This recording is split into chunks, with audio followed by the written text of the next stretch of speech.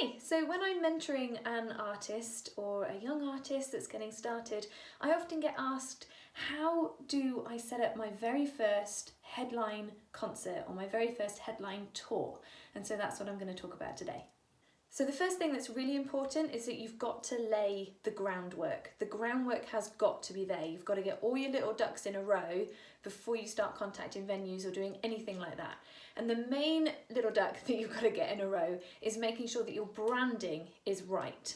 That means you've just got to have your pictures all the same on all of your social media accounts. So if you put up a poster, for example, people will go on to their preferred version of social media, their preferred social media platform in order to find you. So you need to make sure that you are easy to find. So your name, your tags on social media need to be the name that's going to be on the poster or as close to that as possible. And you need to be using the same pictures. That way it just makes it so much easier for people to find you. The second bit of groundwork is just to make sure that you are continually building your audience. You need to make sure when you put on a headline show or a headline tour that people will come to see you. Now, there are lots of different ways of doing this. There's lots of ways in digital marketing in which you can do this, but I'm going to talk about more organic ways in this video. So I'm not going to touch on digital right now, more organic ways. So a really good organic way to grow your following locally where you'd like to put on a concert or a tour is to go to all of the local open mic nights. It's a brilliant way of reaching out to people who already go out. It's a really good way of building links to places who already have that infrastructure for concerts and gigs. And it's a really good way of learning your craft so that you're ready to do your first gig by yourself. So if you're going to go to open mic nights and find people, find potential fans, you will then need a way of keeping in touch with them. The way that I do that is I have postcards that I put on the seats of my concerts, and I've been doing this for years now, and it's helped me build a really good mailing list. So MailChimp is really great. If you go onto MailChimp, you can create a mailing list of up to 2,000 people completely free. So if you have the postcard that you can give to a potential fan, you're then able to add them to your mailing list. Of course, they do it in line with GDPR regulations and all that. Then when you do have your first headline concert or your first headline tour, you're able to send them an email. And that is the best way of being able to tell people that you're doing a show, that you're doing this big, exciting headline show. So if you put about your concert or your tour on Facebook, that's a really great thing to do. On all your social media sites, that's brilliant. But let's use Facebook as an example. If you put about your concert on your Facebook artist page, Facebook will show your post to a maximum of 8% of the people who like your page. Only 8%. With a mailing list, the percentage of people who open emails on an average, is about 40%. It can be 45, 50% if you have a really engaged mailing list. And that is a huge difference. Another way of reaching out to people if they are more tech savvy is to get them on your messenger list or your messenger bot list. It's a really great thing to look into and get into because messenger lists have an open rate of more like 80%, which is crazy. So you compare that to Facebook, which is a maximum of 8%, and it's a huge difference. So the great thing about MailChimp and building an email list is it's free. So that's a really good way of keeping in touch with people if you're just starting out because it is free. If you wanted to get them on your messenger list, then that's great as well. Sometimes you do pay for that. So I know that ManyChat does have a paid subscription, but it also has a free one as well. So it's always something to look into. So the reason why I say to go to all your local open mic nights is because I'm assuming that you are an artist that is at the beginning of your career. I'm assuming you've got transport, but you might not have a PA system. So if you go to all your local open mic nights, then they've already got that infrastructure set up for you. So it just makes it so much easier to rock up, show people why they should buy a ticket to your show because you're amazing, and then get them on an email list so you can talk to them later. And it's a great way of building an audience for free, except for petrol money, I guess, for next to nothing. And you can then keep in touch with them if you have postcards or other kind of things that you can give them like that. Okay, so now let's assume that you've laid the groundwork. Your branding is great, you've got the same pictures everywhere, you're building an audience, you've got ways of keeping in touch with them, absolutely brilliant. So if we assume that you've laid that groundwork, and if we also carry on assuming that you've got your own transportation, but you don't have a PA system because you're just starting out, let's go with those assumptions. So if you are in a pop, rock, contemporary band or that kind of musician, then there are lots of options like pubs, clubs, festivals, all that kind of thing that you can get yourself into, which is great. But if you're in a niche genre, or if you're in the CC genre, the classical crossover or contemporary classical genre like myself, you maybe have to be a little bit more inventive with your ideas, because pubs and clubs, being a classical singer, I can't rock up to a pub and start singing an aria. They'll be like, what are you doing here? This is not the place for you. So you need to think about what would represent your brand in the best way. So for me, being in a niche genre, there are some festivals that I could go to. I know there's like folk circuits, and if you're in that genre. There have been a few classical festivals, but not that many. So there are some festivals that you can do in niche genres, but for me, in a classical genre, there's not so much. So the other places that I look for when it comes to venues and opportunities to perform are, one great example is churches. Amazing, because they're built for that kind of music. They are built for classical music, and the acoustics are marvellous for that kind of music. It's amazing. Now, a lot of churches, they do have their own infrastructure. So if you can get yourself there, a lot of them do have PA systems that they can use, because they like to have music in their services. So not only do they have some of them have great infrastructure in that way, but they also have somewhat of a guaranteed audience in their congregation, which is really going to help you when you're just starting out. Now, what I would say with churches is it's great to be able to Google the ones in your local area if you don't know one already, and see beautiful venues and go, oh, that would be brilliant, let's hire this place.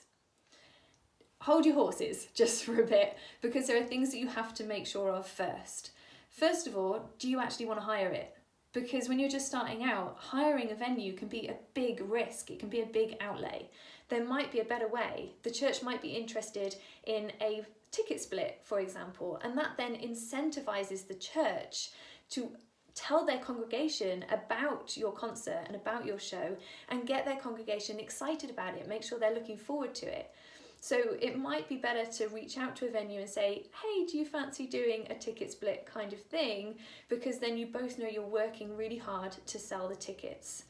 And that just helps when you're starting out, knowing that you've got somebody that's working as hard as you to get people along. It's a nice feeling.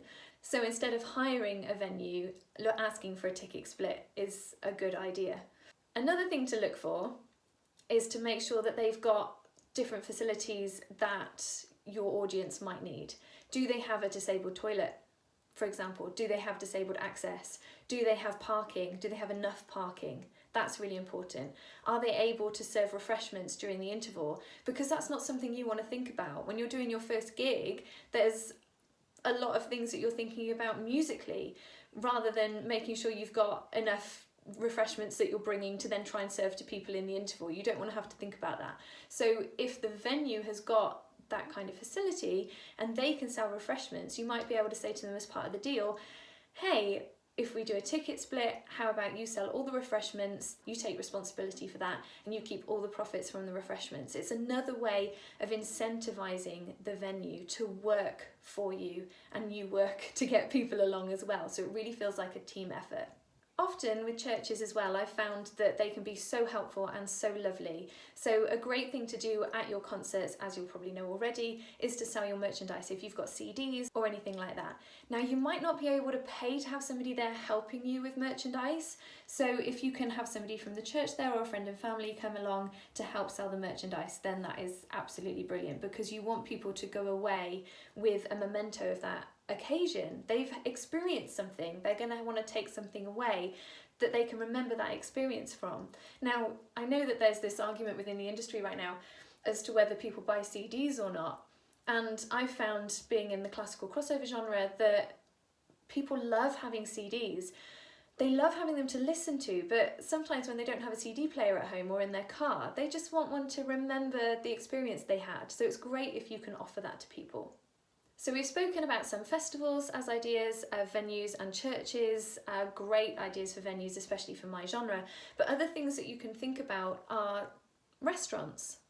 There's an amazing restaurant in Cheltenham that I've performed at many times as part of the Cheltenham festivals. I've sung there a few times doing my own headline concert, and it means that people can buy a meal ticket but have the concert included, and so you're then offering your fans an experience, an amazing indulgent experience that they wouldn't be able to get anywhere else. So they get this marvellous handcrafted meal for them, and they get to experience your show as well, and it just makes the whole evening more special. It makes it feel like more of a treat. And I know that there are a lot of my operatic friends who perform in restaurants. So for example, I've got a tenor friend of mine who goes and sings Italian arias in an Italian restaurant. So it really helps set the scene for the restaurant. It really makes it feel like an amazing experience where they get this amazing Italian food and then the Italian operatic arias to go along with it. And it really gives people a great experience. And that's what you're trying to do with your music. So that's another great way of getting out to more people who might not have heard of you as well, because the restaurant will have regular customers that they will advertise this to, so you'll be able to pick up fans along the way there as well. Now, some of the restaurants that facilitate things like this might well have their own PA system or somebody they know with one. So it's a way of you being able to do a headline show, a headline concert, and create this amazing experience for your fans, but without a lot of outlay, because you don't have to hire the venue, you don't have to get your own PA system to perform there, because a lot of these places do have PA systems or access to them. So that's a great way of doing something when you're starting out. So another idea similar to the restaurant idea is hotels. If you've got a wonderful, posh, amazing hotel and they want to put on an event, or they have something going on that they want music for, it might be that you can come along and do a concert and advertise that as part of a tour. It would also be a headline concert for you at this posh place in town. So they may do different deals with you. It might be that your fans can come and buy and be part of this event that they're putting on, and they get to see you as well, a bit like the restaurant thing. Or it might be that they get a room included. So you can do different deals with hotels for stuff like that. But it's a nice thing to be able to offer your fans, because it's something a bit different, and it's something that it's another experience that they wouldn't get any other way or anywhere else. One thing that I really like to do is I always like to get a choir along to all of the concerts that I organise. Now, this is something that's very close to my heart. So I'm patron of the Door Youth Project in Stroud. It's a young person's charity.